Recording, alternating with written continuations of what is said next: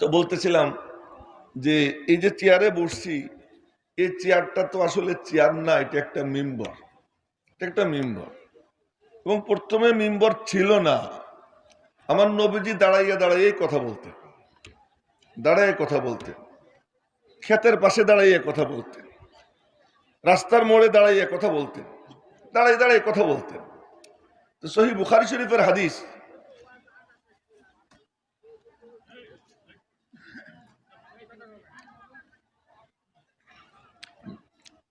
সহিহ বুখারী শরীফের হাদিস যে এক মহিলা সাহাবী এসে বললেন, ইয়া রাসূলুল্লাহ ইন্নালি গুলামান নাজ্জারা। আমি আপনাদেরকে বুখারী শরীফের হাদিস শুনাইতেছি।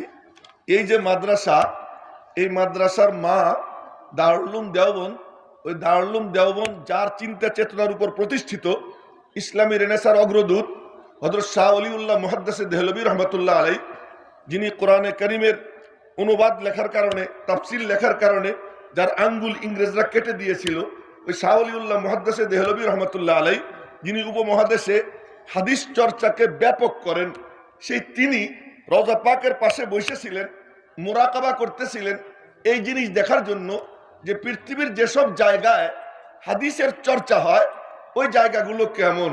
তো ওনার কাশফ হলো, ওনার অন্তর্চোখ আল্লাহ তাআলা খুলে দিলেন।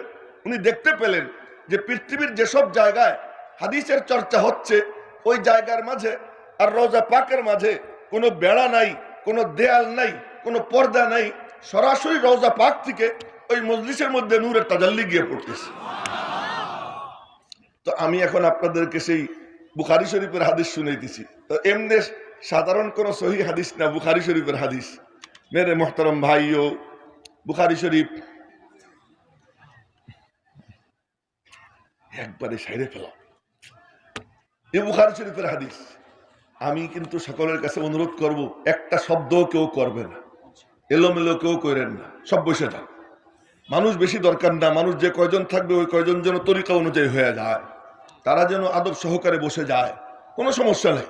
মানুষ 10 জন হোক, 20 জন হোক, 10,000 হোক, 20,000 হোক, সব সমান, কোনো পার্থক্য নাই।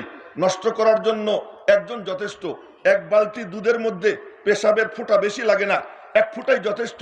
ঠিক তেমনি ভাবে একটা মজলিস নষ্ট করার জন্য বেশি কাউকে লাগে না, একজন যথেষ্ট। একজন যদি গুস্তাখি করে, একজন যদি বিয়াদবি করে, আত্তাকু ফিতনাতান লা তুসিবান্নাল্লাযীনা যালামু মিনকুম খাসসা, একজন উল্টাপাল্টা করে পুরো জুমরা, পুরো জামাত গজবের শিকার হয়ে যায়। এই জন্য আর সকলের কাছে সবিনয় নিবেদন, দ্বীনি জলসা। এখানে আমি হাদিসের আলোচনা করতেছি, বুখারী শরীফের হাদিস বলতেছি, আপনাদেরকে শুনাইতেছি। আগে একটা হাদিস শোনার জন্য সুবহানাল্লাহ 1 মাস সফর করে গেছেন মুহাদ্দিস। 1 মাস সফর করে গেছেন ঘোড়ার পিঠে চড়া। যার কাছ থেকে হাদিসটা শুনবেন ওনারে গিয়ে সালাম দিয়ে বলতেছেন, আপনার কাছে বলে এমন একটা হাদিস আছে, আপনি আমার একটু শুনান। উনি হাদিস শুনেছেন, সাথে সাথে ঘোড়া ঘুরেই রওনা দিছেন। তো বলতেছে যে একটু বসবেন না? কেন না, বসার জন্য না, আমি শুধু নবীজির হাদিসটা শোনার জন্য আসছিলাম। এরকম ভাবে এই হাদিস, সেই হাদিস আমি আপনাদের সামনে বলতেছি, তাও বুখারী শরীফের হাদিস। বুখারী শরীফ কেমন কিতাব, এমনি কথা এসে গেল তাই বলতেছি। এই মাদ্রাসায় নিয়মিত বুখারী শরীফ পড়ানো হয়। কত বছর যাবত যেন? 11 বছর যাবত বুখারী শরীফ পড়ানো হয়। তো কেমন কিতাব যে এক মুহাদ্দিস, উনি মুয়াত্তা মালিক পড়তেন। ইমাম মালিকের লেখা হাদিসের কিতাব মুয়াত্তা, এই মুয়াত্তা পড়তেন। মুয়াত্তার সনদ কেমন? সনদ হলো মালিক আন নাফে আন ইবনে ওমর, মালিক আন সালেম আন ইবনে ওমর। ইমাম মালিক আর নবীজির মাঝে 2 জন, আর বেশি কেউ নেই। আমি যদি একটা হাদিস বলি তা আমি বলবো কি, আমাকে বলেছেন কাজী মুতাসিম বিল্লাহ রহমতুল্লাহ আলাইহি, তিনি বলবেন আমাকে বলেছেন শাইখুল ইসলাম হুসাইন আহমদ মাদানী রহমতুল্লাহ আলাইহি, তিনি বলবেন আমাকে বলেছেন শাইখুল হিন্দ মাহমুদ হাসান দেওবন্দি রহমতুল্লাহ আলাইহি, তিনি বলবেন আমাকে বলেছেন হুজ্জাতুল ইসলাম কাসিমুল উলুম ওয়াল খায়রাত কাসেম নানুতুবি রহমতুল্লাহ আলাইহি, তিনি বলবেন আমাকে বলেছেন শাহ আব্দুল গনি মুজাদ্দিদি রহমতুল্লাহ আলাইহি। এই করতে করতে কত মাধ্যম, এরপরে গিয়ে নবীজি আসবেন। আর ইমাম মালিক বলতেন কি, আমাকে বলেছেন নাফে, নাফে বলেন আমাকে বলেছেন আব্দুল্লাহ, আর আব্দুল্লাহ বলেছেন আমাকে বলেছেন মুহাম্মাদুর রাসূলুল্লাহ সাল্লাল্লাহু আলাইহি ওয়াসাল্লাম। বলেন না সাল্লাল্লাহু আলাইহি ওয়াসাল্লাম। আমি বুঝতে পারলাম না যে এই যে লোকগুলো ওই যে গ্যাপ দিয়ে বসছেন, ওনারা কেন ওখানে বসে আছেন, আমি এটা বুঝতে পারতেছি না। এমন তো লোক আমি দেখিনি যে বলার পরেও ওখানে বসে রয়েছে, নড়ে না, এমন তো দেখিনি না, এমন দেখিনি। খুব খারাপ লাগতেছে আপনাদের এই আচরণে, না এটা খুব খারাপ, এটা কিন্তু খুবই দৃষ্টিকটু যে আপনাদেরকে বলার পরে আপনারা ওখান থেকে নড়লেন না। না, এটা মনে রাখবেন যে আমরা এখানে যখন বসি এই চেয়ারে, তখন আমি থাকি না, মনে রাখবেন। এমনি সময় আপনাদের সাথে গল্প সল্প করবো, তখন আমার অবস্থা এক, কিন্তু এখানে যখন বসে যাই তখন এইখানে বসার পরে রওজা পাকের সাথে কানেকশন হয়ে যায়। তো তখন কিন্তু ইয়াহিয়া মাহমুদ আর ইয়াহিয়া মাহমুদ থাকে না, মৌলানা মাহমুদুল হাসান ফায়েক আর মৌলানা মাহমুদুল হাসান ফায়েক থাকবে না। ওই নিসবত নিয়ে যখন বসে যায়, রওজা পাকের সাথে সম্পর্ক হয়ে যায়, তখন এই প্রতিষ্ঠানের সঙ্গে যদি কেউ বেয়াদবি করে তার পরিণতি খুব খারাপ হয়। আবার যদি আদব রক্ষা করে কেউ, তার পরিণতি কত ভালো হয়। সুবহানাল্লাহ, সুবহানাল্লাহ, কথায় কথা চলে আসে। এটাও বুখারী শরীফের হাদিস।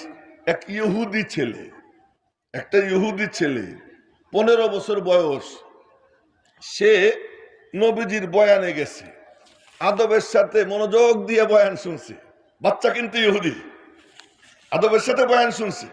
এই কিশোররা, তোমাদেরকে বলতেছি মনোযোগ দিয়ে শুন, যে নবীজির বয়ান আদবের সাথে শুনছে।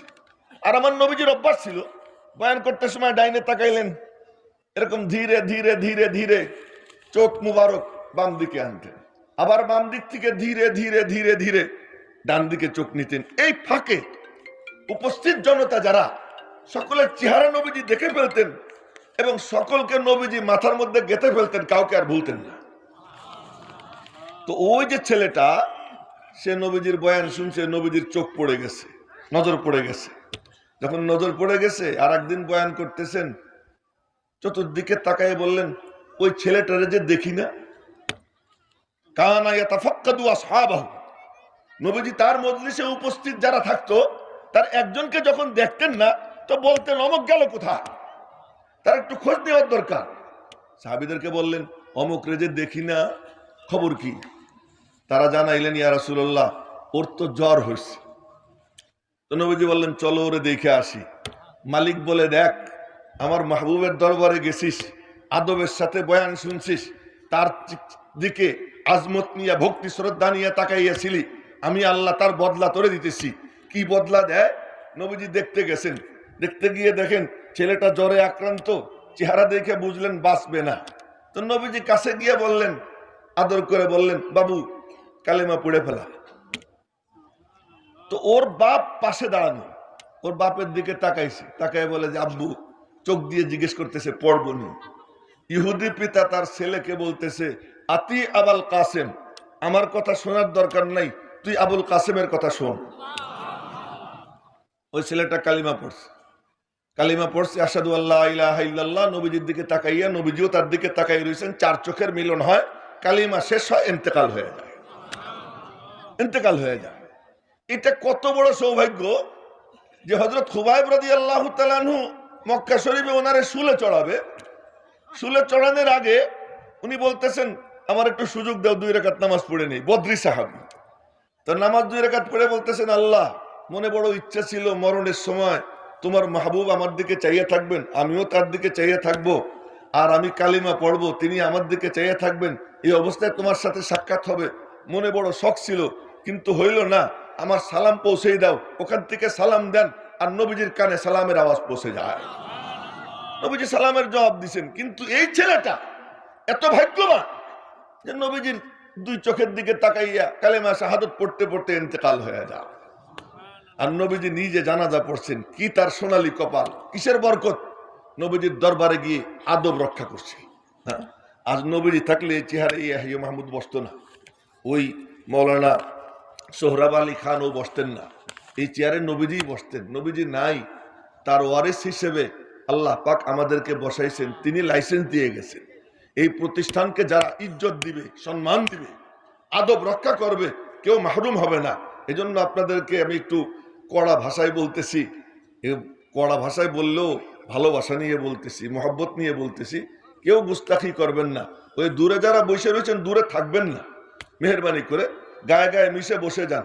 এটা কোনো তামাশার জায়গা না, এটা কিছু নেওয়ার জায়গা। আলাদা আলাদা বসে আরামে বসবো, এই আরামে বসার কত জায়গা আছে। গায়ে গায়ে মিশে বসে যান, মজলিসকে সুন্দর করেন।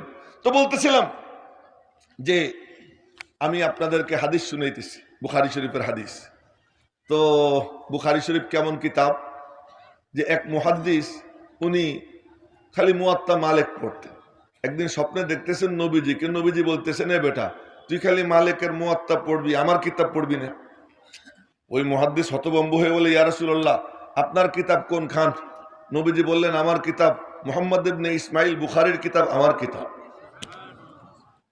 তো সেই কিতাবের হাদিস শুনাইতেছি।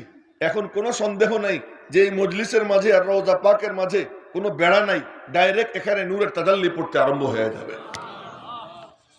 এক মহিলা সাহাবী এসে বলে, ইয়া রাসূলুল্লাহ ইন্নালি গুলামান নাজ্জারা, আমার একজন কারাত মিস্ত্রি গোলাম আছে, যদি আপনি অনুমতি দেন আমি আপনার একটা মেম্বার বানাইয়ে দিই। নবীজি বললেন, আচ্ছা দাও। তো ওই মহিলা তার গোলাম মাইমুনকে দিয়া একটা মেম্বার বানাইয়া মসজিদ নববীতে আইনে সেট করে দিছেন। নবীজি মিম্বরে বসছেন, এই প্রথম বসলেন আজ। তো মিম্বরে বসতেন কিভাবে? এই কনুই হাতলে রাখতেন, দুই হাতের পাঁচ আঙ্গুলের সাথে মিলাইয়া কোলের মধ্যে রাখতেন, পা গুটাইয়া বসতেন। হ্যাঁ, পা গুটাইয়া বসতেন। যারা সামনে শ্রোতা তাদের দিকে পা লম্বা করতেন না, এরা খুব দামি, এদেরকে ইজ্জত দেওয়ার জন্য আল্লাহ পাক বলেছেন, একদল ফকির দূর থেকে আসছে মিসকিন, আল্লাহর পক্ষ থেকে জিব্রাইল এসে বলে, আল্লাহ পাক বলছেন ইয়া রাসূলুল্লাহ আপনি আগে গিয়ে তাদেরকে সালাম পেশ করেন। তারা দিন শিখতে আসছে। যারা দিন শিখতে আসে তারা আল্লাহর কাছে এত দামি হয়ে যায়। আপনারা আমার কাছে খুব দামি, আপনাদের আজমত আমার সিনার মধ্যে আছে। আমি আপনাদের সকলকে অন্তর থেকে শ্রদ্ধা করতেছি, এই মুহূর্তে মহব্বত করতেছি। মেরে মোহতারাম ভাইও, তো বলতেছিলাম নবীজি মিম্বরে বসতেন। তো মিম্বরে বসে এই দুই হাতের পাঁচ আঙ্গুলের সাথে মিলাইয়া কোলের মধ্যে নিয়া বসতেন, নিচের দিকে চাইয়ে থাকতেন, কথা বলতেন না সহজে। কখন কথা বলতেন? যখন উপরের থেকে সিগন্যাল আসতো। নিচের দিকে চেয়ে থাকতেন, মাঝে মাঝে মুখ তুলতেন। যখন মুখ উঁচু করতেন তো চেহারার আলোতে সামনের দেয়াল আলো ঝলমলো হয়ে যেত। তো নবীজি কথা বলা শুরু করতেন।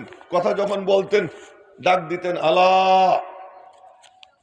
মনোযোগ দাও, মনোযোগী হও, কান খুলে শোনো, মন দিয়ে শোনো, এই ধমক দিতেন।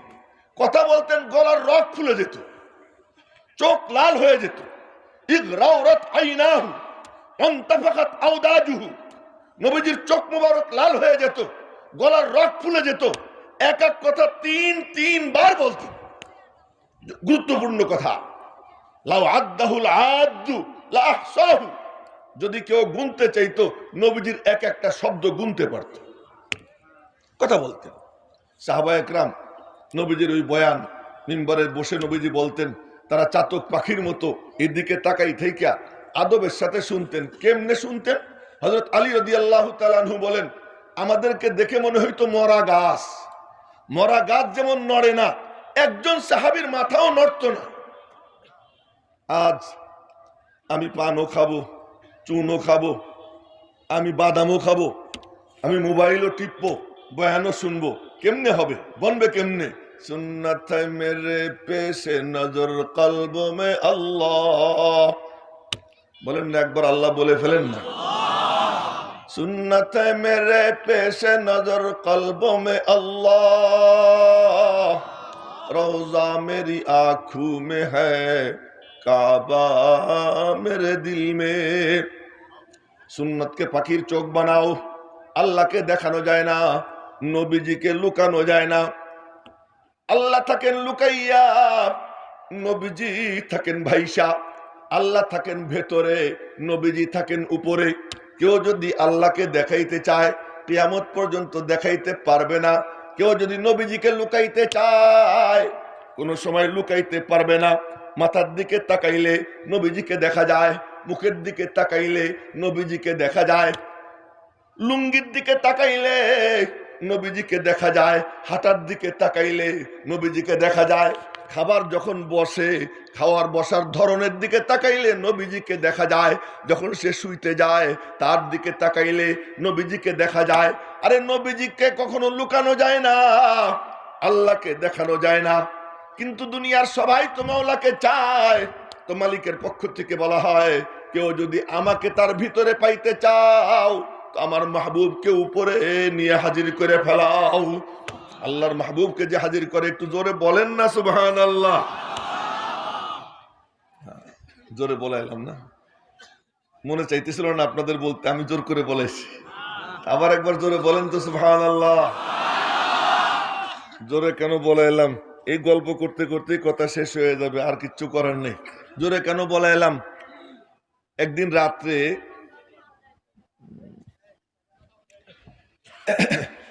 রাত্রে নবীজি পরিদর্শনে বের হয়েছেন, কে কেমনে তাহাজ্জুদের নামাজ পড়ে। তো তাহাজ্জুদের নামাজ কে কেমনে পড়ে দেখার জন্য গেছেন। প্রথমে গেছেন বড় হুজুরের বাড়ি। বড় হুজুরদের চেনেন তো আপনারা? কয় না, কেউ বলে না। নাম বলে ফেলেন, কি নাম? আবু বকর। আবু বকরের বাড়িতে গেছেন দেখতে, নবীজির ঘনিষ্ঠ বন্ধু। আর এমন ছিল দুজনের মানে এক আত্মা। নবীজির মনেও যা চাইতো ওনার মনেও তাই চাইতো। নবীজির মুখ দিয়ে যে কথা বের হইতো ওনার মুখ দিয়েও সেই কথা বের হইতো। এমন মজার ব্যাপার যে নবীজি ওনাকে দাওয়াত দেওয়ার জন্য ঘর থেকে বের হয়েছেন যে আবু বকরের দাওয়াত দিব। ঠিক ওই টাইমে আবু বকর তার ঘর থেকে বের হয়েছে, নবীজি কি বলে একটু শুনে আসি। একই টাইমে তো যে নবীজির বাড়ি, ও যে আবু বকরের বাড়ি, নবীজি বের হয়েছেন আবু বকরের বাড়ির দিকে যাচ্ছেন। আবু বকর বের হচ্ছে, নবীজির বাড়ির দিকে যায়, মাঝখানে দেখা। নবীজি বলতেছেন, আবু বকর কোন দিক? আপনার বাড়ি। আবু বকর বলে, আপনি কোন দিক? তোমার বাড়ি। সুবহানাল্লাহ, তো আসতে বললে হয় নাকি? সুবহানাল্লাহ। আচ্ছা, দুজনের সঙ্গে মাঝখানে দেখা। এখন নবীজি বললেন, আবু বকর কেন যাচ্ছিলা? কিছু প্রশ্ন ছিল, সমাধান হয়ে গেলে আপনার সাথে মিশে যাব। তো নবীজি বললেন, তো প্রশ্ন করো। এখনো কিন্তু নবীজি দাওয়াত দেন নাই, দাওয়াত দেন নাই যে তুমি কালিমা পড়ো, প্রশ্ন করো না। আবু বকর নবীজির চেহারার দিকে তাকাইছে। এই কিছুক্ষণ তাকাই থেকে নিজে নিজেই বলতেছে, আশহাদু আল্লা ইলাহা ইল্লাল্লাহ ওয়া আশহাদু আন্নাকা রাসূলুল্লাহ। নবীজি বললেন, প্রশ্ন করব না? কয় দরকার নাই। বলে কেন? আপনার চেহারার দিকে তাকাইছি, এই তাকানের দ্বারা এমন নূর আল্লাহ পাক আমারে দেখাইয়া দিয়েছেন, যত প্রশ্ন মনের মধ্যে ছিল সব প্রশ্নের জবাব পেয়ে গেছে। কালেমা পড়ে মুসলমান হয়ে গেছে। এমন সম্পর্ক দুই বন্ধুর মধ্যে। তো মনে মনে ভাবলেন, যাই এবার দেখি আবু বকর কেমনে তাহাজ্জুদ পড়ে। আবু বকর সিদ্দিকের বাড়ির কাছে গেছেন। এই যে কথার কথা, স্টেজের শেষ প্রান্ত ওই পিলারের কাছে আবু বকরের বাড়ির দেয়াল তো না, বেড়া, ওই যে বেড়া। তো ওখানে নবীজি, এখানে কোনো আওয়াজ নেই। কাছে গেছেন, একেবারে কাছে, কোনো আওয়াজ নেই। বেড়ার সাথে কান লাগাইছেন, এখন শুনতেছেন একটু একটু আওয়াজ আসতেছে, অল্প অল্প। ওখান থেকে চলে আসছেন যে দেখি 2 নম্বর হুজুরের কি অবস্থা। এবার গেছেন হযরত ওমরের বাড়ির দিকে। হযরত ওমরের বাড়ি কথার কথা ওই প্যান্ডেলের শেষ মাথায়, আর নবীজি এমন জায়গায়, এখান থেকেই শুনতেছেন গম গম আওয়াজ। চলে আসছেন। নামাজের ইমামত তো নবীজি করতেন, আর তো কেউ করতো না। তো নবীজি নামাজের ইমামত করছেন, ফজরের নামাজের। সালাম ফিরে এই দেখেন, এই যে আবু বকর, এই যে ওমর, দুজন পাশাপাশি একদম সামনের কাতারে থাকতেন। নবীজি যেখানেই বের হইতেন, ডান দিকে তাকাইলে দেখতেন এই যে আবু বকর, বাম দিকে তাকাইলে দেখলেন এই যে ওমর। যেখানেই যাইতেন দুইজন পাশে, আলাদা হয় না। উহুদ পাহাড়ে দাঁড়াইছেন, দেখেন এই যে আবু বকর, এই যে ওমর। মসজিদে বসছেন বয়ান করতে, এই যে আবু বকর, এই যে ওমর। যেখানেই যান দুই বন্ধু পাশাপাশি। নবীজি একদিন বললেন, আমার আসমানে 2 উজির, জমিনে 2 উজির। আসমানের 2 উজির জিব্রাইল মিকাইল, জমিনের 2 উজির আবু বকর ওমর। দুইজন এমন মজার বন্ধু নবীজির যে একদিন মিম্বর থেকে উঠলেন, উঠেই এক হাত দিয়ে আবু বকরের হাত ধরলেন, আর এক হাত দিয়ে ওমরের হাত ধরলেন। 3 জন পাশাপাশি দাঁড়াইছেন। সুবহানাল্লাহ, পাশাপাশি দাঁড়াইছেন। তো নবীজির চেহারা তো নবীজির চেহারা। নবীজি বলতেন, আখি ইউসুফ সাবিহুন ওয়া আনা মালিহুন। বলতেন, আখি ইউসুফ সাবিহুন ওয়া আনা মালিহুন। আমার ভাই ইউসুফ, তার চামড়া খুব সুন্দর, আর আমি হলাম লাবণ্যময়ী, আকর্ষণীয়। তো নবীজি এক হাত দিয়ে আবু বকরের হাত ধরছেন, আর এক হাত দিয়ে ওমরের হাত ধরছেন। তিন বন্ধু পাশাপাশি দাঁড়াইছেন, দাঁড়াই বলতেছেন আমাদের তিনজনকে কেমন দেখা যায় রে? এবার সাহাবীরা বলে ইয়া রাসূলুল্লাহ মা আহসানা হাযাল মানজার, কি চমৎকার দৃশ্য, বর্ণনার ভাষা জানা নাই। নবীজি বললেন এই যেমন দেখতেছো ঠিক এমন ভাবে দুই বন্ধুর দুই হাত হাতে নিয়ে হাসরের ময়দানে আল্লাহ পাকের সামনে হাজির হল। ওই যে একজন মোবাইলে কথা কয়।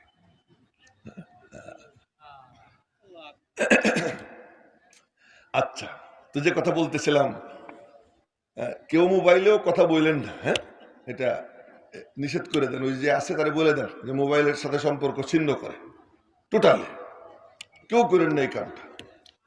আপনারা আবার আমার আর দাওয়াত দিবেন না, আমি জানি যে এইরকম মানুষ যে আমাদেরকে একটু কিছু করতে দেয় না, এর আর দাওয়াত দিব না। না দেন, না দিলেন সমস্যা নেই, আমার কোনো অসুবিধা নেই। তো বলতেছিলাম নবীজি ফজরের নামাজের ইমামত করছেন, সালাম ফিরেছেন, সালাম ফিরিয়ে তো ঘুরে বসতেন, ঘুরে বসে তো তসবিহ তাহলিল পড়তেন।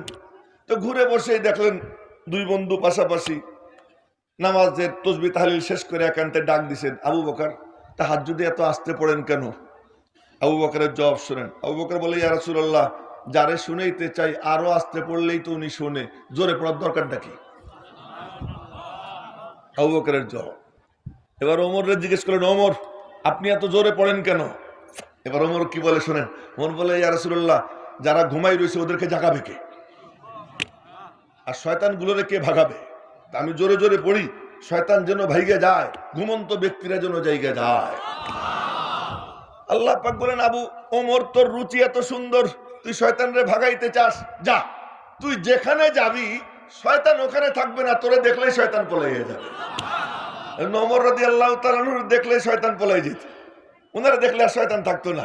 ঈদের দিন আফ্রিকার কালাবেটি দব বাজায় আর গীত গায় মসজিদে নববীর সামনে। এটাও বুখারী শরীফের হাদিস। নবীজি গেছেন, ওখানে দাঁড়াইয়া দাঁড়াইয়া শুনতেছেন, ও দব বাজাইতেছে, গীত গাইতেছে। আবু বকর সিদ্দিক গেছে, উনিও পাশে দাঁড়াই রয়েছেন, দব বাজাইতেছে, গীত গাইতেছে। হঠাৎ করে ওই বেটির দব পাশার নিচে দিয়ে এমনি বসে গেছে। তো একটু পরে হযরত ওমর আসছেন, এসে সালাম দিচ্ছেন, আসসালামু আলাইকুম ইয়া রাসূলুল্লাহ। ও নবীজি এখন তালাশ করতেছেন যে ব্যাপার কি, এতক্ষণ দব বাজাইতেছিল, গীত গাইতেছিল, তো ও কি কারণে দব পাশার নিচে দিল? এখন দেখেন ওই যে ওমরে দেখা যায়, ওমরে দেখা যায়। এবার নবীজি মুখ টিপে টিপে হাসতেছে। তো হযরত ওমর এসে সালাম দিছেন, আসসালামু আলাইকুম ইয়া রাসূলুল্লাহ, সালাম আপনার উপর হে আল্লাহর রাসূল। নবীজি সালামের জবাব দিছেন, ওয়া আলাইকুম আসসালাম ওয়া রাহমাতুল্লাহ। হযরত ওমর নবীজির হাসি দেখে দোয়া করছেন, আদহাকাল্লাহু সিন্নাক, আল্লাহর দরবারে দোয়া করি আপনার মুখের হাসি যেন চির অমলিন থাকে, এই হাসি যেন আমাদের মাঝ থেকে বিদায় হয়ে না যায়। তবে জানতে ইচ্ছে হয় লিমা তাদহাকু ইয়া রাসূলুল্লাহ, হে আল্লাহর রাসূল হাসির কারণ কি? নবীজি বললেন হাসতেছি ওই বেটির কারণে। বেটি কি করলো? এতক্ষণ দব বাজাইতেছিল, গীত গাইতেছিল, আমারও পাত্তা দেয় না, আবু বকরেরও পাত্তা দেয় না, আর তোমারে দেখে দেখো কেমনে দব পাশার নিচে দিয়ে বসে রয়েছে। হযরত ওমর বড় বড় চোখ করে বেটির দিকে তাকাইছেন, ভাবটা হলো এই তুই আমারে ভয় পাইস, নবীজিরে ভয় পাইস না। নবীজি বললেন ওই বেটির কোনো দোষ না, আসল ঘটনা জানোনি? কি বলে আসল ঘটনা কি?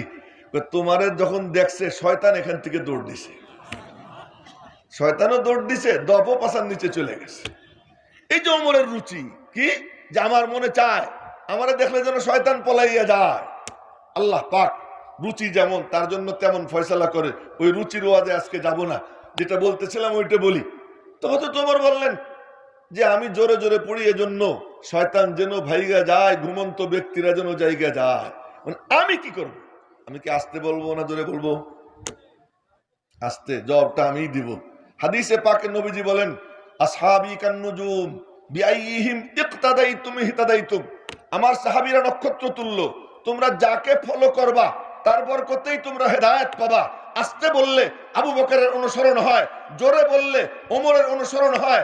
আস্তে বললেও হেদায়েত, জোরে বললেও হেদায়েত। তবে কোনটা করবা একটু চিন্তা ভাবনা করো, তোমার সমাজের দিকে তাকাও। অমুকখানে কুত্তা একটা ঘেউ ঘেউ করতেছে, তমুকখানে শুয়ার একটা হা করে আছে, অমুকখানে নাস্তিক মুরতাদরা হা করে আছে, ইসলামের আলো নিভিয়ে দিতে চায়। অমুকখানে ইহুদি খ্রিস্টানের দালাল এনজিও সব তৎপর কি করে কোরআনের আলো নিভিয়ে দেওয়া যায়।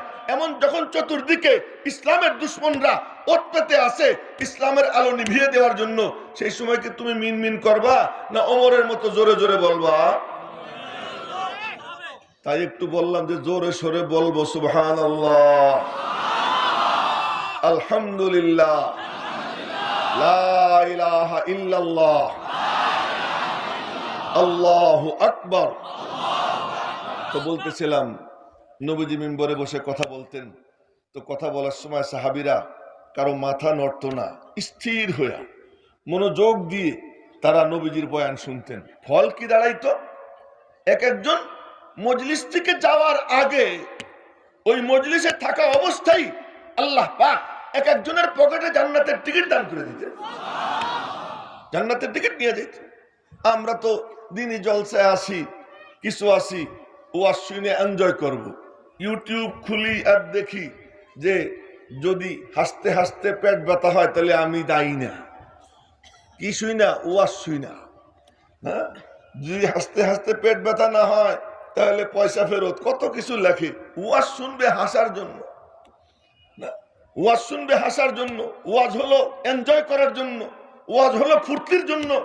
আরে হযরত মুসা আলাইহিস সালাম বয়ান করছেন তো পুরো মজলিসে কান্নার রোল, বেহুশের মতো হয়ে গেছে। নবীজি বয়ান করতেছেন, সাহাবা একরাম কাঁদতে কাঁদতে বেহুশ, বয়ানে দিল ভেঙ্গে চুরমার হয়ে যায়। ওই সময় আল্লাহ পাক নবীজির কাছে সুসংবাদ পাঠান, একটু জান্নাতের আয়াত কিছু শুনেই দাও যেন ওদের দিলটা খুশি হয়ে যায়। সেখানে ওয়াজের মধ্যে হাসাহাসি, ওয়াজের মধ্যে ফুর্তি, ফুর্তি আর হাসির জায়গা ওয়াজ না। এজন্য বলছি যে আজ আমি আপনাদের সামনে এই কথাগুলো বলতেছি কেন, এখান থেকে যেন কিছু নিয়ে যেতে পারেন। বড় বুজুর্গ আসছেন, বয়ান করবেন, কিছু নিয়ে যাবেন, আদবের সাথে বয়ান শুনবেন। 4 গুণ নিয়ে যদি কেউ বয়ান শুনে, 4 গুণ নিয়ে কেউ বয়ান শুনে, শুনবো, বুঝবো, বিশ্বাস করব, আমল করার সিদ্ধান্ত নিব। কয়টা গুণ? শুনবো, বুঝবো, বিশ্বাস করব, আমল করার সিদ্ধান্ত নিব। এই 4 গুণ নিয়ে যদি কেউ বয়ান শুনে তো আল্লাহ পাক রব্বুল আলামিন বলেন আমি নিজে তার হেদায়েতের জিম্মাদার হয়ে যাই।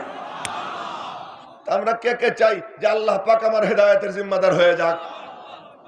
আল্লাহ তুমি হাতগুলো কবুল করে নাও। আমার হাত নাও। সব তো রাজি আছি, কিন্তু ওই গুণগুলো নিয়ে কে কে বয়ান শুনতে পারি, এটা হলো কঠিন কাজ না? শুনবো, বুঝবো, বিশ্বাস করব, আমল করার সিদ্ধান্ত নিব। বুখারী শরীফের হাদিস যে নবীজি বসে আছেন, সাহাবা একরাম নবীজিকে ঘিরে বসা, বোঝা যায় না কোনজন নবীজি কোনজন সাহাবী। এখন যদি কেউ এখানে আসে অটোমেটিক বুঝবে মৌলানাকে, আমি উপরে বসে রয়েছি। কিন্তু নবীজি যখন সাহাবীদেরকে নিয়ে গোল হয়ে বসে থাকতেন তখন নতুন এসে কেউ বুঝতেই পারতো না কোনজন নবীজি কোনজন সাহাবী। কেন? সবাই সুন্দর, কালামানিক ছিল 2-3 জন, বেলাল, উসামা, জাহের, এরকম 2-3 জন কালামানিক, বাকি সব রাজপুত্রের মতো সুন্দর, চেহারা সুন্দর। আবার নবীজি সিনার থেকে নূর যাওয়ার পরে দেখলে মনে হয় অবিকল সব নবীজির মতো দেখা যেত, সাহাবায়ে কেরাম নবীজির মতো দেখা যেত। তো নবীজি সাহাবীদেরকে নিয়ে বসে আছেন, এক বুড়া ঢুকছে, বুড়ার হাদিস শুনাইতেছি। বুড়া ঢুকছে, বুড়া ঢুকে এরকম চতুর্দিকে তাকায়, তালাশ করে নবীজি কোনজন। চতুর্দিকে তাকাইয়া চোখ ঘুরে বলে কি, আমি তো বুঝতে পারতেছি না তোমাদের মধ্যে মুহাম্মদ কোনজন, আইয়ুকুম মুহাম্মদ, প্রশ্ন করতেছে। আইয়ুকুম মুহাম্মদ, বলেন না সাল্লাল্লাহু আলাইহি ওয়াসাল্লাম, তোমাদের মধ্যে উনি কোনজন? আমি আর বারে বারে নাম নিব না, উনি কোনজন? তো এক সাহাবী দেখাই দিয়েছেন, হাদার রাজুলুল আবিয়াজুল মুত্তাকি, ওই যে উজ্জ্বল হেলান্দিয়া ব্যক্তি যার চেহারায় নূর ঝলমল করতেছে, ইনি হলেন ফখরে রসুল, মাওলায়ে কুল, হাদিয়ে সুবুল, ইমামুল আম্বিয়া, ফখরুল আম্বিয়া, মুআল্লিমুল খালায়েক, আল্লাহর পরে যিনি সেরা জনাবে মুহাম্মদুর রাসূলুল্লাহ সাল্লাল্লাহু আলাইহি ওয়াসাল্লাম। সবাই বলেন সাল্লাল্লাহু আলাইহি ওয়াসাল্লাম। এবার বুড়া নবীজিরে চিনছে, সবাই রে বাদ দিয়া নবীজির দিকে আঙ্গুল দিয়ে ডাক দিছে, ইয়া মুহাম্মদ, বলেন না সাল্লাল্লাহু আলাইহি ওয়াসাল্লাম। তখনও তো বেয়াদব, আদব কায়দা শেখে নাই, কেবলই তো আসছে, এই জন্য নাম ধরে ডাক দিছে। যখন একবার আদব শিখে গেছে, কোন সাহাবী আর কোনোদিন নবীজির নাম ধরে ডাক দেন নাই, আজই প্রথম নাম ধরে ডাক দিছেন। উনি ডাক দিছেন, নবীজি বলেন, কাদ আজাবতুকা, আমি শুনছি তুমি কি বলবা বলো। যেমন সে ডাক দিছে নবীজি এরকম জবাব দিছেন, হ্যাঁ আমি শুনছি, তুমি কি বলতে চাও বলো।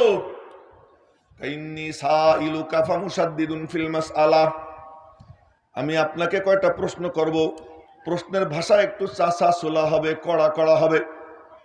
বলতেছি প্রশ্নের ভাষা একটু চাষা সোলা হবে, কড়া কড়া হবে। আমি গ্রামের মানুষ, মূর্খ মানুষ, অশিক্ষিত মানুষ, দরবারের আদব কায়দা জানি না, কথা বলার তরিকা জানি না, কিন্তু আমি জাহান্নাম থেকে বাঁচতে চাই, জান্নাতে যাইতে চাই, আমার মাওলাকে পাইতে চাই। তিনটা কথা মনে মনে বলে, জাহান্নাম থেকে বাঁচতে চাই, জান্নাতে যাইতে চাই, আমার মাওলাকে পাইতে চাই। এই তিনটার ব্যাপারে কারো কোনো দ্বিমত আসেনি? আমরাও তাই চাই না? জাহান্নাম থেকে বাঁচতে চাই, জান্নাতে যাইতে চাই, আমার মাওলাকে পাইতে চাই। আমি আপনার কাছে কয়টা প্রশ্ন করব, প্রশ্নের ভাষা একটু কড়া কড়া হবে, চাষা সোলা হবে। ফালা তাজিদ আলাইয়া, রাগ কইরেন না। ফালা তাজিদ আলাইয়া, কথাগুলো কড়া কড়া হবে, এজন্য রাগ কইরেন না। নবীজি বললেন, আরে রাগ করবো কেন, আপনি প্রশ্ন করেন। এবার এই বুড়া 1 নম্বর প্রশ্নটা একটু শোনেন তো কেমন লাগে।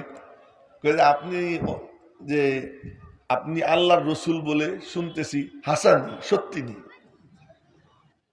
আমারে যদি কেউ বলে, শুনলাম তুমি মৌলভী সাহেব আসলেই মাদ্রাসায় পড়ছো। দো জাহানের বাদশা, আরশে আজিমের মেহমান আল্লামা ইবনে কাইয়িম রাহমাতুল্লাহি আলাইহি বলেন যে ফালা তুনকিরু আন্নাহু কাইদু ওয়ালা তুনকিরু আন্নাহু ইউকঈদু। তোমরা অস্বীকার কইরো না যে নবীজি আল্লাহ পাকের আরশে বসছেন, এটাও অস্বীকার কইরো না যে আল্লাহ পাক তাকে মেহমান বানাইয়া বসাইছেন। এত বড় মহান সত্তা না, এত বড় মহান সত্তা, তারে বলতেছে শুনলাম আপনি বলে আল্লাহর রসুল সত্যি নেই। ওই আল্লাহর কসম দিয়ে জিজ্ঞাসা করতে চাই যে আল্লাহর হুকুমে আসমান জমিন দাঁড়াইয়া আল্লাহু আরসালাক, আসলে আল্লাহ আপনার রসুল বানাইছেন নি? এবার নবীজি দেখলেন বুড়ার মতি গতি ভালো না, সেজন্য কি পরিকল্পনা নিয়ে আসছে। আমার দিকে দেখেন, দেখতেও হয়। নবীজি 2 হাত উঠেছেন, ফারাফা ইয়াদাইহি ইলাস সামা, নবীজি 2 হাত আসমানের দিকে উঠেছেন, উঠে বললেন আল্লাহুম্মা নাম, ও আল্লাহ তোমার নাম নিয়ে বলতেছি, হ্যাঁ আমি আল্লাহর রসুল। এবার বুড়া কয় কি শোনেন, শুনলাম, চেহারা দেখে তাই মনে হয়। সুবহানাল্লাহ, সুবহানাল্লাহ। চেহারা দেখে, আরে চেহারা দেখে মনে হবে না কেন? হ্যাঁ, আল্লামা আনোয়ার শাহ কাশ্মীর রহমতুল্লাহ আলাইহি, এই যে মাদ্রাসা, এই মাদ্রাসার মা দারুল উলুম দেওবন্দ, ওই দারুল উলুম দেওবন্দের একমাত্র আল্লামা যিনি ছিলেন, আজকে বলে দিতেছি, আমার নামের আগেও আল্লামা লেখা, আর বক্তা হইলেই তার নামের আগে দেখি খালি আল্লামা আল্লামা আল্লামা। দেওবন্দ মাদ্রাসায় আল্লামা ছিলেন একজন ওই সময়, পরে এসে আল্লামা ছিলেন আর একজন, আল্লামা ইব্রাহিম বিলিয়াবি। শাইখুল ইসলাম হুসাইন আহমদ মাদানিরও আল্লামা কয় না, হযরত কাসেম নানুতুবি রহমতুল্লাহ আলাইহিকেও আল্লামা বলে না। আল্লামা একজনই উপাধি পায়, আল্লামা আনোয়ার শাহ কাশ্মীরি। আর এখন আমরা পোস্টার দেখলি দেখি কি আল্লামা আল্লামা আল্লামা। এটা যেমন আমাদের বাংলাদেশে আগে মেয়র ছিল শুধু ঢাকার এই 2-3টা সিটি কর্পোরেশনে, এখন নগরকান্দারও মেয়র, নগরকান্দাও মেয়র, ভোট পায় 2000, সেও মেয়র। গাজীপুর সিটি কর্পোরেশনে ভোট 6 লাখ পাইয়েও মেয়র, আর এই 2000 ভোট পেয়েও কি মেয়র। এই কি হয়ে গেছে, 2 পয়সার পড়াশোনা করেও কি হয়ে যায়, আল্লামা হয়ে যায়। মেরে মোহতারাম ভাইও এইরকম মানে পালার দরে আল্লামা না, আল্লামা হইলে ওই রকম হয় যে আল্লামা আনোয়ার শাহ কাশ্মীরি কিতাব পড়তেছেন, কিতাব পড়তে পড়তে কিতাবের উপরে বসে পড়ছেন, তো লোকজন বলতেছে হুজুর আপনি তো কিতাবের উপরে বসে গেছেন, উনি বলতেছেন সমস্যা নেই, কিতাবের উপরে কিতাব বসে, যে কোই বাত নেই, কিতাব পর কিতাব হয়। নিজেকে মনে হইতেছে উনি নিজে একটা কিতাব হয়ে গেছেন, একটা মানে চলন্ত লাইব্রেরি ছিলেন। হযরত যখন উনি কাদিয়ানি বিরোধী ভাষণ দিচ্ছিলেন আদালতে, তো বিচারক ওনার চেহারার দিকে চেয়ে রয়েছে কলম হাতে নিয়ে বিচারক ওনার চেহারার দিকে চেয়ে রয়েছে। চেয়ে থেকে ওনার বক্তব্য যখন শেষ, কলম ভাঙ্গা বলতেছে আল্লাহর কসম আজ পর্যন্ত আমি এমন লোক দেখি নেই যে এইভাবে কিতাবের সব পৃষ্ঠা বইলা কোরআন হাদিসের রেফারেন্স দিয়ে কথা বলতে পারে আদালতের বিচার করতে। তো আল্লামা আনোয়ার শাহ কাশ্মীর রহমতুল্লাহ আলাইহি রেল স্টেশনে দাঁড়ায় রয়েছেন। তখন তো আর ইলেকট্রিসিটি ছিল না, হেরিকেন ছিল, লণ্ঠন। হেরিকেন কি? লণ্ঠন। এই লণ্ঠন উঁচা কইরা এক হিন্দু ওনার চেহারার দিকে তাকাইছে, তাকাইছে তো তাকাইয়েই রইছে, আর চোখ সরায় না, তাকাই রইছে। কতক্ষণ তাকাই থাইকা এরপরে বলে, মৌলবি মুঝে কালিমা পড়া দো। না সুবহানাল্লাহ, আপনার আগামীকাল নাস্তা খেয়ে পরে বলেন, তো মৌলবি মুঝে কালিমা পড়া দো। তো উনি কালিমা পড়াই দিছেন। তা কালিমা পড়াই দেওয়ার পরে এখন বন্ধুরা বলতেছে, তুই কি করলি? অন্য কর্মচারীরা, তুই কি করলি? মুসলমান হয়ে গেলাম। কেন? मुझे उनके चेहरे में इतना नूर नजर आया, इतना नूर नजर आया, इतना नूर नजर आया, मेरी समझ में ये बात आ गई, उनका दिन सच्चा दिन है, उनका रब सच्चा रब है। ওনার চেহারায় যে নূর দেখছি, এই নূরে আমার অন্তরে এই অবস্থা সৃষ্টি করে দিছে। এটা যদি 1300 বছর পরে আমার নবীজির সিনার একটু নূর পাওয়ার পরে আল্লামা কাশ্মীরের চেহারা এমন হয়, তা আমার নবীজির চেহারা কেমন ছিল? তার চেহারা কেমন ছিল? ওই যে ফাজাইল আমাল আছে না, তাবলিগি নিসাব, এই তাবলিগি নিসাবের লেখক হযরত শাইখুল হাদিস জাকারিয়া রহমাতুল্লাহ আলাইহি, উনি গেছেন রেল স্টেশনে শাইখুল ইসলাম হুসাইন আহমদ মাদানিকে রিসিভ করার জন্য। তো প্ল্যাটফর্মে ঢুকতে হইলে টিকিট লাগে, তো ওই টিকিট চাইছেন। তো টিকিট দেওয়ার পরে কইছে পয়সা দেন, পকেটে হাত দিয়ে দেখেন পয়সা নাই। তো উনি বলছেন পয়সা নাই, পরে দিব। তো টিকিট মাস্টার ওনার চেহারার দিকে তাকাইয়া টিকিট দিয়ে দিছে।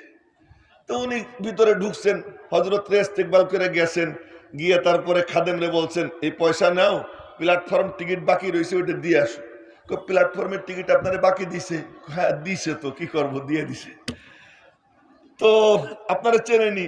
তা তো জানি না, দিয়ে দিছে। তুমি পয়সা দিয়ে আসো। খাদেম নিয়ে পয়সা দিছে, এই যে টিকিট, পয়সা নেন। আপনি ওনারে বাকি দিলেন কেন? কারণ ওনার চেহারার দিকে তাকাই আমার মনে হয়েছে এই লোক মিথ্যা কথা বলতে পারে না।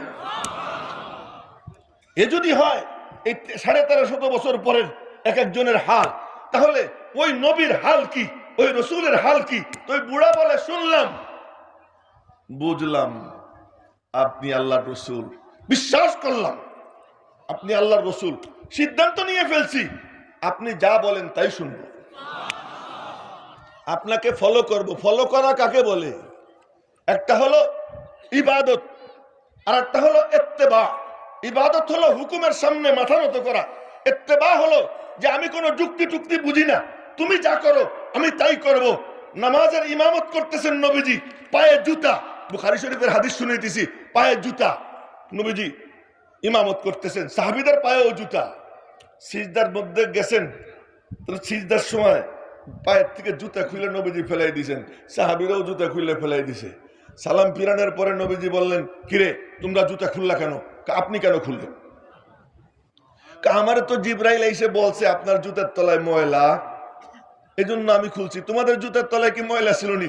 আমরা ময়লা টয়লা বুঝি না, আমরা কোনো যুক্তি টুক্তি বুঝি না। মাহবুব আপনি যা করবেন তাই করবো, এটা বলে ইত্তেবা। হ্যাঁ, এক সাহাবী দূর থেকে আসছেন, আফ্রিকার ওই অঞ্চল থেকে। তো ওই সাহাবী সারা জীবন বোতাম লাগাইতেন না, বুক খোলা, বুক খোলা। সবাই বলে বুক ঢাকা দরকার, বুক খোলা রাখা ঠিক না। আমি বুক ঢাকবো না। কেন?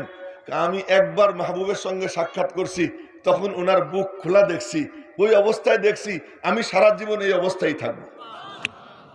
এ হলো সাহাবীদের অভ্যাস। ওই বুড়া বলতেছে, শুনলাম, বুঝলাম, বিশ্বাস করলাম, সিদ্ধান্ত নিলাম, ঘোষণা করতেছি আপনি যা বলবেন তাই শুনবো। 1 নম্বর। 2 নম্বর প্রশ্ন করে, নামাজ বলে ফরজ, আল্লাহ বলে নামাজ ফরজ করছেন। নবীজি 2 হাত আসমানের দিকে উঠে বললেন, হ্যাঁ আল্লাহুম্মা নাম। বিস্তারিত বলতেছি না, নামাজ, রোজা, যাকাত, হজ, আরো 4টা প্রশ্ন, 5 প্রশ্ন কইরা এরপরে বুড়া বলতেছে আমি যাই। নবীজি বললেন, যাবেন, কিছু বলবেন না? তখন হ্যাঁ বলতেছি। তা বলেন, কি বলবেন? আল্লাহ। যখন আল্লাহ বলে তখন মনে হয় যেন 7 আসমানের পর্দা সরে যায়, বসত করে জমিনে, নজর তার আসমানে, বসত করে ফরশে, নজর মাওলার আরশে। সে বলতেছে আল্লাহ, আল্লাহর কসম খেয়ে বলছি আপনি যা যা বললেন দিলের কান দিয়ে শুনছি, বুঝছি, বিশ্বাস করছি, সিদ্ধান্ত ঘোষণা করতেছি, এর উপরে একটুও বাড়াবো না, এর থেকে একটুও কমাবো না। এই কথা বলে বুড়ো হাঁটা দিছে, এখনো মসজিদ থেকে বের হতে পারে নাই, এর মধ্যে নবীজির জুবান নড়ে উঠছে।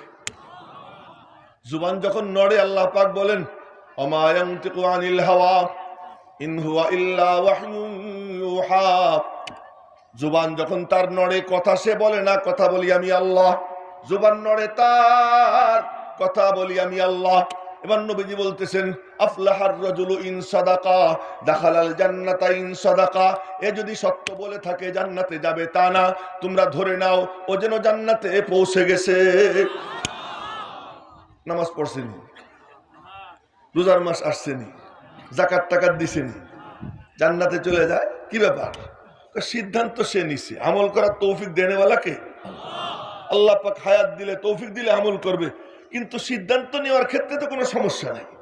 আজ এই মজলিসে আপনারা আসছেন, তাই আমি সবিনয় নিবেদন করব সকলের কাছে, শুনবো, বুঝবো, বিশ্বাস করব, নিজেকে বদলানোর সিদ্ধান্ত নিব যে আমি সুদি কারবার করতাম, করব না। আমার বিবি বেপরদায় ঘুরতো, আর ঘুরবে না। আমার কন্যা বেপরদায় কলেজে যাইতো, আর যাবে না।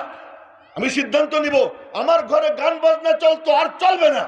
ও ভাই, আজ কি ওয়াজ শুনে চলে যাই, আমি যেমন তেমন রয়ে যাই, আমার কোনো কিছুর মধ্যে পরিবর্তন আনার জন্য কি আমি আসি না। এই জন্য বলছি ওয়াজটা একটা গতানুগতিক আনুষ্ঠানিকতা হয়ে গেছে, বার্ষিক একটা মাহফিল না। আমি এখান থেকে সিদ্ধান্ত নিব যে আমি আমারে বদলাবো। কে কে রাজি আছে ইনশাল্লাহ নিজেরা বদলাবো? রাজি আছেন তো ইনশাল্লাহ? আল্লাহ হাতগুলা কবুল করে নাও। বাস, আমার আর কিছু বলার দরকার নাই, আমার আর কিছু বলার দরকার নাই। এখন একটা কথা বলে কথা শেষ করব। কি কথা? আজ আপনাদেরকে দেখে বড় চমৎকার লাগতেছে। দুই একজনের মাথায় টুপি নাই, বাকি সবার মাথায় টুপি আছে না? সব সুন্নতি কালার, বলেন না আলহামদুলিল্লাহ? সব সুন্নতি কালার। যাদের মাথায় টুপি নাই, এখন তারা মাথায় একটু হাত টাত দিবে নিশ্চয়ই, তার কারণ দেখতেছে যে আমি আলাদা জগতে চলে গেছি, না আলাদা জগতে চলে গেছি। ও মেরে মোহতারাম ভাইও, এই যে সুরাত, এই যে রূপ, এই রূপটা কত দামি না? এই রূপটা কত দামি যে ষষ্ঠ হিজরিতে হুদাইবিয়ার সন্ধির সময় তো নবীজি বসে আছেন, সাহাবীরা বসা, নামাজের টাইম হয়েছে, বেলালে হাফসি আজান দেয়, আল্লাহু আকবার, আল্লাহু আকবার, আল্লাহু আকবার, আল্লাহু আকবার। তো মুশরিকদের ছেলে পেলে 11, 12, 13 বছরের বাচ্চারা, ওরা দূরে দাঁড়াইয়া বেলালে ভেঙ্গায়। আপনারা তো ভেঙ্গানো বুঝবেন, ভেঙ্গায়, আল্লাহু আকবার, আল্লাহু আকবার। বেলাল আজান দেয়, ওরা ভেঙ্গায়। কিন্তু ভেঙ্গাইলেও কি দিয়ে ভেঙ্গাইছে? আল্লাহু আকবার দিয়ে। কি দিয়ে ভেঙ্গাইছে? নাম নিছে কার? আরো ধরে বলেন না, কার নাম নিছে? আল্লাহর নাম নিছে, আল্লাহু আকবার। হ্যাঁ, হযরত আব্দুল্লাহ ইবনে ওমরের গোলাম ছিল, তো গোলাম ছিল মেলা। তো গোলামদেরকে যদি কাউকে দেখতেন নামাজ পড়ে, তো উনি বলতেন আনতা হুররুন লিওয়াজহিল্লাহ, যা আল্লাহর নামে তোরে আজাদ করে দিলাম। এটা যখন গোলামরা দেখছে যে নামাজ পড়লে আজাদ করে দেয়, তো উনারে দেখলে যে ওই যে দূর থেকে আসতেছে, দেখলেই ওযু থাকবা না থাক আল্লাহু আকবার কই নামাজে দাঁড়াইছে। তো উনি আইসে বলেন যা তোরে আজাদ করে দিলাম। একান্ত সাগরেদরা বলে হুজুর, ওরা কিন্তু বিনা ওযুতে খামাখা আল্লাহু আকবার কয়।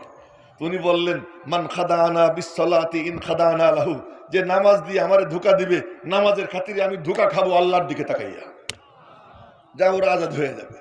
তো আল্লাহর নাম যদি কেউ নেয়, যে অবস্থায় নেক না কেন, এর আসর হবেই হবে।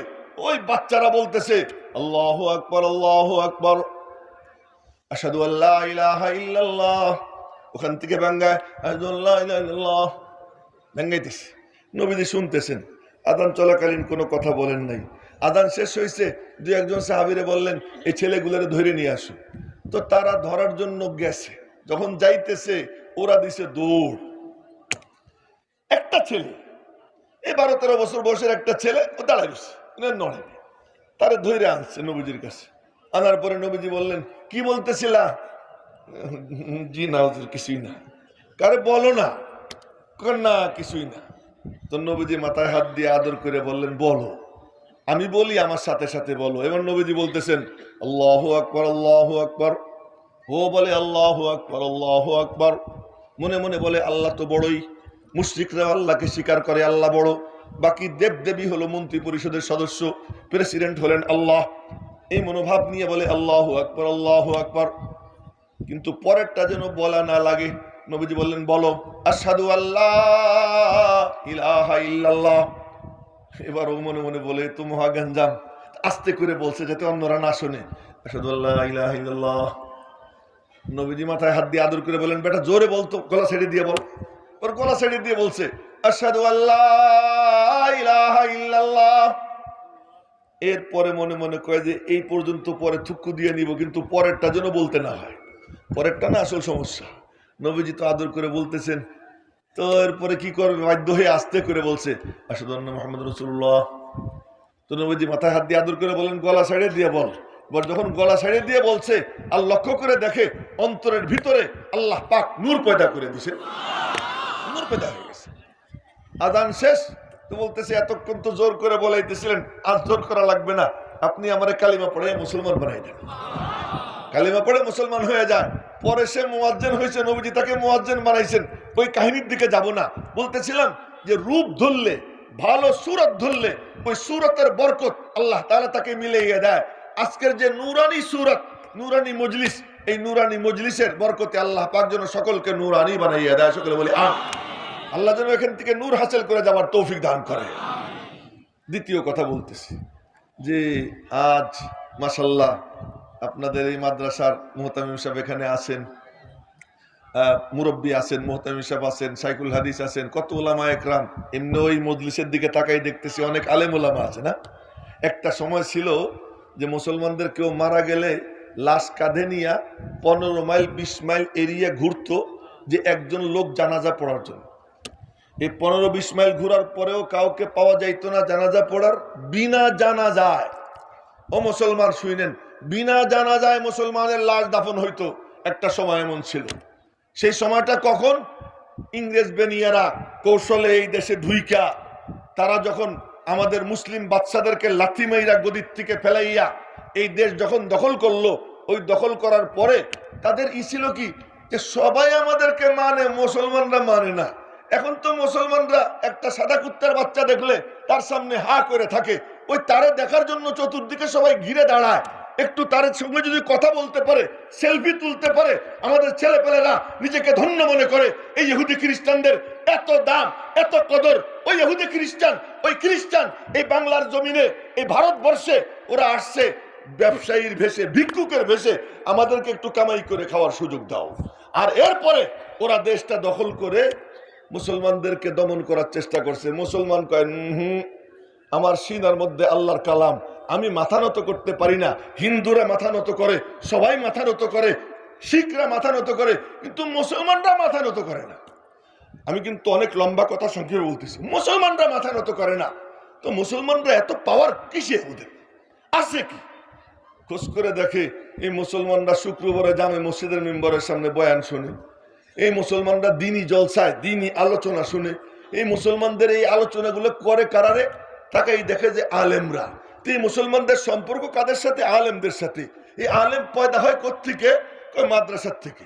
তো মাদ্রাসার থেকে পয়দা হয়, তাহলে ঠিক আছে, ওদের যে মূল উৎস ক্ষমতার, ওদের পাওয়ারের, ওদের ঘাট তেড়ামির, ওদের মাথা উঁচু রাখার যে মূল উৎস, সেই উৎসকে ধ্বংস করে দাও। তো 80,000 মাদ্রাসা ভাঙ্গা মাটির সঙ্গে মিশিয়ে দেয়। মাদ্রাসার ভবন ভাঙছে, উলামা একরাম করছেন কি? ভাঙছে মাদ্রাসা একটা। আপনারা খোঁজ নিয়ে দেখেন, খাবারপুর মাদ্রাসার থেকে বের হয়েছে আমাদের মৌলানা ফায়েক সাহেব, মাশাআল্লাহ মাদ্রাসা 2-3টা হয়ে গেছে না। তো এরকম ভাবে মাদ্রাসা ভাঙছে একটা, তো ওই হুজুররা ছড়াই গেছেন, তো ভাঙ্গে একটা হয়ে যায় আরো 10টা। তো ওরা দেখে মাদ্রাসা ভাঙ্গে তো কোনো লাভ হইতেছে না, তো মাদ্রাসায় কি পড়ায়? কোরআন পড়ায়। তাহলে ওই কোরআন শরীফ, ওরা মনে মনে বলে যে আমরা তো বাইবেল না দেখে কিচ্ছু কইতে পারি না, তো সুতরাং ওরাও তো কোরআন শরীফ না দেখলে আর কিচ্ছু করতে পারবে না, তো কোরআন শরীফ পোড়াও। লক্ষ লক্ষ জিল কোরআন শরীফ আগুন দিয়া পোড়াইছে, লক্ষ লক্ষ জিল কোরআন শরীফ সমুদ্রের মধ্যে ফেলাই দিছে। ওরা মনে মনে ভাবছে যে কোরআন শরীফ পোড়াই ফেললে আর কি পড়াবে, কিন্তু ওরা জানে না আমার নবীজি বলেন কোরআনে কারিমে আল্লাহ পাক বলেন নাযালা বিহির রূহুল আমিন আলা কলবিকা, এই কোরআন নিয়ে জিবরিল তোমার কলবে নাজিল হবে, আর তোমার সিনাত থেকে এটা সাহাবীদের সিনায় যাবে, এটা কলব থেকে কলবে যাবে, সিনাত থেকে সিনায় যাবে। নবীজি বলেন এমন কালাম, এমন কোরআন, এমন কিতাব আল্লাহ আমাদেরকে দিবেন, লা ইয়াগসিলুহুল মা, পানি যেটা ধুইতে পারে না, আগুন যেটা পোড়াইতে পারে না, এটা মুসলমানদের সিনার মধ্যে সংরক্ষিত হয়ে থাকে। এই তো মাত্র 5-7-10 দিন আগে, হ্যাঁ 8-10 দিন আগে একটা ছেলেরে পাগড়ি দিলাম, এতটুক আমার মনে চাইতেছিল টাইনে কোলে উঠি, এই মনে হয় 7 থেকে 8 বছর বয়স হবে। এরকম 7, 8, 9, 10 বছরের ছেলে পেলে কত 30 পারা কোরআন শরীফ সিনাই নিতেছে। ওরা যখন কোরআন শরীফ পড়াইছে, এক এক হাফেজে কোরআন এক এক মসজিদে সকালবেলা ফজরের পরে দাঁড়াইছে, মিম্বরে দাঁড়াইয়া তিলাওয়াত শুরু করছে। ও একটা দাড়ি কমা, একটা ত অক্ষরের চিহ্ন, একটা জিম অক্ষরের চিহ্ন, কোনখানে কি অক্ষ, এ সব সহ হাজারো লাখো কোটি হাফেজের সিনার মধ্যে আল্লাহ পাক কোরআনকে অঙ্কন করে রেখে দিয়েছে। কেমনে কি করবে? ওরা পড়া শুরু করছে, আর যারা লিখতে পারে হাতে লেখা শুরু করছে। সকাল থেকে সন্ধ্যা পর্যন্ত এক এক মসজিদে শত শত জিল কোরআন শরীফ তৈরি হয়ে গেছে। তখন ওরা দেখে আরে কোরআন শরীফ পড়াই এত লাভ নাই, কি করা যায়? আবার মিটিং বসছে, সিদ্ধান্ত হয়েছে কোরআন যাদের সিনায় ওদেরকে মারো। তোমরা বলো মৌলবীরা আমাদেরকে কি দিছে, আলেমরা আমাদেরকে কি দিছে? আজও এই ইহুদি খ্রিস্টানদের শত্রু থাকলে আলেমরা, বিশ্ববিদ্যালয়ের কোন ডক্টর তাদের শত্রু না, এমপিরা শত্রু না, মন্ত্রী শত্রু না, ওই সমস্ত প্রশাসনিক কর্মকর্তা কাউকে শত্রু মনে করে না। যারা এই মাদ্রাসায় বসে কর আল্লাহ কর রসুল বলে, তাদেরকে আজও পর্যন্ত ওরা শত্রু মনে করে। তো ওরা তখন দেখলো যে কোরআন যাদের সিনা ওদেরকে মারো, এই যে মারা শুরু করছে।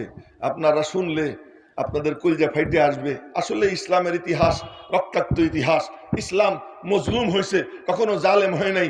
নবীজি পাথর খাইতে খাইতে পড়ে গেছেন, উঠে দৌড় দিছেন, আবার পড়ছেন, উঠে দৌড় দিছেন, আবার পড়ছেন, শেষ পর্যন্ত বেহুশ হয়েছেন। হযরত আবু বকর মায়ের খাইয়া পড়ে গেছেন, বেহুশ হয়েছেন। হযরত ওমর ফজরের ইমামত করতেছেন, খঞ্জর মারছে, 6টা খঞ্জর দিয়ে আঘাত করছে, দোধারি, দুই দিকেই তার ধার ছিল, খঞ্জর দিয়ে আঘাত করছে। নবীজির মেহরাবে, নবীজির মুসাল্লায় হযরত ওমরের শাহাদাত হয়েছে। মেরে মুহতারাম ভাইও, হযরত উসমান গনি কোরআনে কারীম সামনে নিয়ে তিলাওয়াত করতেছেন, পিছন থেকে খঞ্জর মারছে, সিনা দিয়ে খঞ্জর বের হয়েছে, রক্ত কোরআন শরীফের উপর পড়ছে। উনি কোরআন শরীফের উপরে পড়ে গেছেন, কোরআন শরীফ ওনাকে জড়াই ধরছে, উনি কোরআন শরীফকে জড়াই ধরছেন।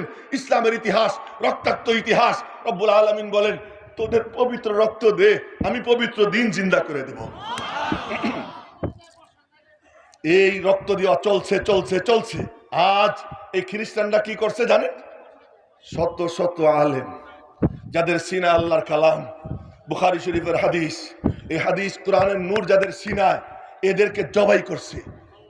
মহিষের চামড়া, গরুর চামড়ার মধ্যে জীবন্ত আলেম হাফেজকে ঢুকাইয়া চামড়া সিলাই দিছে। নিষ্ঠুরতা, বর্বরতার একটা সীমা থাকে। ওরা মানবতার কথা বলে, ওরা কি করছে?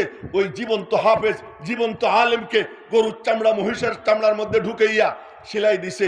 ওর মধ্যে ছটফট করতে করতে আলেম হাফেজ শহীদ হয়ে গেছে।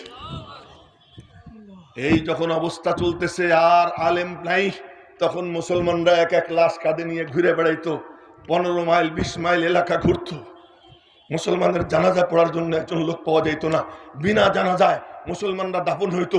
সেই সময় খানকার থেকে হাজী ইমদাদুল্লাহ মুহাজিরে মক্কি, এক হাতে তসবিহ, এক হাতে তলোয়ার, ডান পাশে কাসেম নানুতুবি, বাম পাশে রশিদ আহমদ গঙ্গুহি, সাথী সঙ্গীদেরকে নিয়ে ময়দানে নামছেন যে আর তো খানকায় থাকা যাবে না, মুসলমানদের দিন ইমানের হিফাজত করতে হবে। কি করা যায়? চলো আমরা নিজেরা ময়দানে নামি, মালিকরে বলবো আমাদের যা ছিল দিয়ে দিলাম, তোমার দিন তুমি জিন্দা করে দাও। ময়দানে নামছেন, লম্বা কথা বলার সময় নেই, জিহাদ করছেন। রক্তে ময়দান লাল হয়ে গেছে। ওই রক্তরাঙ্গা ময়দান, ওই ময়দানের উলামা একরাম, বুজুর্গানে দ্বীনের রক্ত আল্লাহ পাকের কাছে এতটা পছন্দ হয়েছে, এতটা কবুল হয়েছে যে রব্বুল আলামিন সিদ্ধান্ত নিয়েছেন যা তোদের রক্তের উপর ভিত্তি করে আমি দিনকে নতুন করে আবার জিন্দা করে দেব। এই যে সিদ্ধান্ত হয়, আমি আজ বিস্তারিত বলতেছি না। ওই বুজুর্গরা গভীর রাত্রে, এখন তো আসেন মাত্র 4-5 জন, সব তো রক্ত দিয়ে এমন কবুল হয়েছে ওই রক্ত যে ওই ময়দানের এক বুজুর্গ ছিলেন হাফেজ জামিন শহীদ রহমতুল্লাহ আলাই, উনি কবরে শোয়া, একজন গিয়ে ওনার কবরের পাশে বলে আউযু বিল্লাহ বিসমিল্লাহ আলহামদুলিল্লাহি রাব্বিল আলামিন। কবরের ভিতর থেকে আওয়াজ আসতেছে, এই তুই এখানে কে লিগাইছিস? একদম সোজা উনি শুনতেছেন, তো তুই ইহা কিউ আয়া হ্যাঁ, এখানে কি জন্য ফাতিহা পড়তে আসছিস? আমি তো কবরে জিন্দা। কবর থেকে আওয়াজ, ওয়ালা তাকুলু লিমান ইউকতালু ফি সাবিলিল্লাহি আমওয়াত বাল আহইয়াউ ওয়ালাকিন লা তাশউরুন। আমি কবরে জিন্দা, ফাতিহা পড়তে হইলে মুর্দাদের কাছে যা।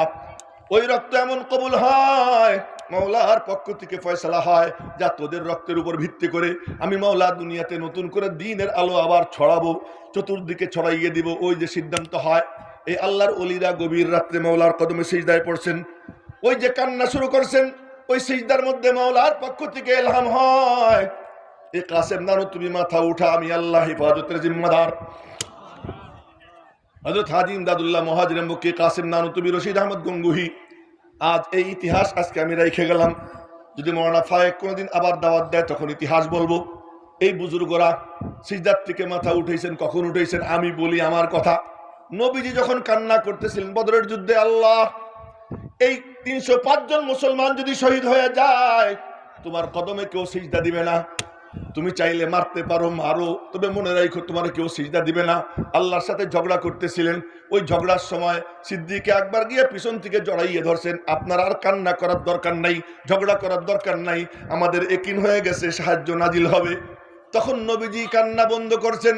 আরে নবীজিকে ধরার জন্য তো আবু বকর ছিলেন, কিন্তু হাজী ইমদাদুল্লাহ মুহাজির মক্কিকে ধরার জন্য কেউ ছিলেন না, কাসেম নানুতুবিকে ধরার জন্য কেউ ছিলেন না, রশিদ আহমদ গঙ্গুহিকে ধরার জন্য কেউ ছিলেন না। আমার মন বলে কিয়ামতের দিন মাওলার সাথে তো দেখা হবে। মা মিনকুম মিন আহাদ ইল্লা সায়ুকাল্লিমুহু রাব্বুহু লাইসা বাইনাহু ওয়া বাইনাহু তুরজুমান। কিয়ামতের দিন প্রত্যেকের সঙ্গে আল্লাহ পাকের সরাসরি কথা হবে, মাঝখানে কোনো দোভাষী থাকবে না। ওই সময় যদি মাওলা জিজ্ঞেস করে তখন যা বলার বলবো। আজ আমার মন বলে হযরত হাজী ইমদাদুল্লাহ মুহাজির মক্কির পিঠে মাওলা পাকের কুদরতি হাত পড়ছে, তুই মাথা উঠা। কাসেম নানুতুবির পিঠে মাওলা পাকের কুদরতি হাত, তুই মাথা উঠা, আমি মাওলা দ্বীনের হেফাজতের জিম্মাদার। মাথা উঠায়, মাওলার পক্ষ থেকে এলাম হয় মাদ্রাসা কায়েম করো। ডালিম গাছতলায় একটা মাদ্রাসা কায়েম হয়, উস্তাদের নাম মোল্লা মাহমুদ, ছাত্রের নাম মাহমুদ। উপরে ছাদ হলো আসমান, বিছানা হলো জমিন, কোনো ভবন নাই, কিছু নাই, আসমান ছাদ জমিন বিছানা। জিম্মাদার স্বয়ং আল্লাহ, আর শিক্ষক হলেন মোল্লা মাহমুদ, ছাত্র হলেন মাহমুদ হাসান। এই মাত্র দুইজন। মালিকের পক্ষ থেকে বলা হয়, আরে আমিও তো মাদ্রাসা কায়েম করছিলাম, তখনও কোনো ছাত্র ছিল না, উস্তাদ আমি, ছাত্র আমার মাহবুব মুহাম্মাদুর রাসূলুল্লাহ সাল্লাল্লাহু আলাইহি ওয়াসাল্লাম। তখনও মাদ্রাসা হয়েছে কোনো ছাদ ছাড়া, ভবন ছাড়া। আজও মাদ্রাসা শুরু হয়, তার কোনো ভবন নাই, তার কোনো কিচ্ছু নাই। উস্তাদের নাম মোল্লা মাহমুদ, ছাত্রের নাম মাহমুদ। মাইয়ে কেলা চল রহা থা জানেবে मंजिल मगर राह रो मिलता रहा काफिला बनता चला। मेरे मोहतरम भाइयों, ওই ছাত্র একজন দেখতে দেখতে বাড়ে বাড়ে বাড়ে, বাড়তে বাড়তে চত্বর ভরে যায়, মসজিদ ভরে যায়। এবার ভবন নির্মাণ করার দরকার। ভবন নির্মাণের ফয়সালা হয়, ছোট করে পরিকল্পনা করছেন, তাও কেমনে একটু শুনেই, তাও কেমনে। কাসেম নানুতুবি কারো কাছে ভবনের জন্য হাত পাতেন না। উনি গিয়ে করেন কি, অনেক কষ্টে কিছু পয়সা জোগাড় করে খানায় কাবার সামনে গিয়া, উমরায় বা হজে গিয়া খানায় কাবার দরওয়াজার সামনে মালিকের কাছে হাত পাতেন, মাওলা তোমার কাছে ভিক্ষা চাই, তুমি ভবন নির্মাণের জন্য কিছু টাকার ব্যবস্থা করে দাও। মুলতাজিম ধরে হজরে আসওয়াদের খানায় কাবার দরওয়াজার মাঝের একটু জায়গা, এটা মুলতাজিম। মুলতাজিম যদি কেউ ধরে, সেজন্য মাওলা পাকের হাতে হাত দেয়, ওখানে দাঁড়াই দাঁড়াই দোয়া করে। ওই দোয়া করতে করতে কিছু টাকার ব্যবস্থা হয়েছে। আল্লাহ কয়, কাসেম তোর কান্না আমার কাছে বড় ভালো লাগতেছে, কাঁদতে থাক কাঁদতে থাক। কাসেম কাঁদতে থাকে কাঁদতে থাকে। কয়েক বছর যায়, এরপরে কিছু টাকার ব্যবস্থা হয়। টাকার ব্যবস্থা হওয়ার পর ভবন নির্মাণের জন্য যখন পরিকল্পনা নিছেন, ছোট পরিকল্পনা নিছেন, একদিন সকালবেলা হযরত শাহ রফিউদ্দিন বলতেছেন, ভবন ছোট করা যাবে না, বড় করতে হবে। কেন? আমি এখনো দেখি নেই, চলেন দেখবেন। সবাই গিয়ে দেখে লাঠির দাগ পড়ে রয়েছে। বলে কিসের লাঠির দাগ? আজ রাত্রে দো জাহানের বাদশাহ নিজে হাতে লাঠি নিয়ে আমার হাত ধইরা বলছেন, এই যে আমি নকশা এঁকে দিয়ে গেলাম, এই নকশার উপরে ভবন নির্মাণ করতে হবে। खुद साक़िए कौसर ने रखी मैं खाने की बुनियाद तारीख मुरत्तब करती है दीवानों की रौदा दिहा। মালিক বলেন, আরে তোদের চোখের পানি এত কবুল হইছে, তোদের ভবনের নকশা আঁকার জন্য দুনিয়ার কোন ইঞ্জিনিয়ার না, আমি আল্লাহ আমার মাহবুবকে পাঠাইয়া দিলাম। নবীজি নিজে আয়েশা নকশা এঁকে দিয়ে গেছেন, ওই নকশার উপরে ভবন নির্মাণ হয়েছে। ওই ভবনের নাম নওদারা। ওই ভবনে বসে পড়ে আইছি না, ওই ভবনে বসে পড়ে আসছি। আল্লাহ পাক তৌফিক দিয়েছেন। যারা দারুল উলুম দেওবন্দের ওই যে মওলানা সৌরভ সাহেব, উনিও ওখানে বসে পড়ে আসছেন। মওলানা মাহমুদুল হাসান ফায়েক, উনিও ওখানে বসে পড়ে আসছেন। বেলে মোহতরম ভাইও, বলার মাকসাদ এই যে মাদ্রাসা হয়, এই মাদ্রাসার হওয়ার পরে কি হয়েছে, আজ লন্ডনে গির্জা কিনা মসজিদ তৈরি হয়। আজ মাওলা পাকের নামের ধ্বনি, তাকবীর ধ্বনি সারা দুনিয়ায় গুঞ্জরিত হচ্ছে। এর মূল প্রতিষ্ঠান হলো দারুল উলুম দেওবন্দ এবং দেওবন্দের সাথে সংশ্লিষ্ট এই সমস্ত কওমি মাদ্রাসা। এর বরকতে আল্লাহ পাক দুনিয়াতে আবার দিন এমন ভাবে ছড়াইয়া দিয়েছেন যে এখন জানাজা কেউ একটা হাজির হইলে, ও হুজুর আপনি পড়ান, ওকে আপনি পড়ান, গুতাগুতি লাগে হুজুরদের মধ্যে, গুতাগুতি লাগে, কে জানাজা পড়াবে?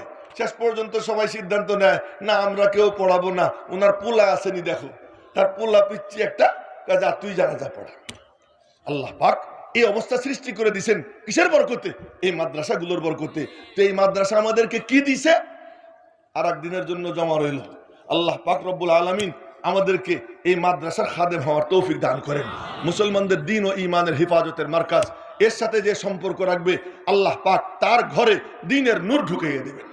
আল্লাহ পাক রব্বুল আলামিন আমাকে আপনাকে সকলকে মাদ্রাসা, এই দ্বীনি মাদ্রাসার সাথে সম্পর্ক রেখে দ্বীনি মাদ্রাসার খাদেম হিসেবে বাঁচবার, দ্বীনি মাদ্রাসার খাদেম হয়ে মরবার, দ্বীনি মাদ্রাসার খাদেমদের সঙ্গে হাসর করবার আল্লাহ পাক তৌফিক দান করেন। এলোমেলো বিক্ষিপ্ত কিছু কথা বললাম, ভুল ত্রুটি আল্লাহ তাআলা মাফ করেন, সহি শুদ্ধটুকু কবুল করেন। আমাদের সকলকে যেমন এক প্যান্ডেলের নিচে আল্লাহ পাক বসাইয়া দ্বীনি আলোচনা করা এবং শোনার সুযোগ করে দিয়েছেন, আল্লাহ পাক যেন আরশে আজিমের ছায়ার নিচে বসে একসাথে গল্প গুজব করবার তৌফিক দান করেন। আমিন। ওমা আলাইনা ইল্লাল বালাগ। আসসালামু আলাইকুম ওয়া রাহমাতুল্লাহি ওয়া বারাকাতুহু।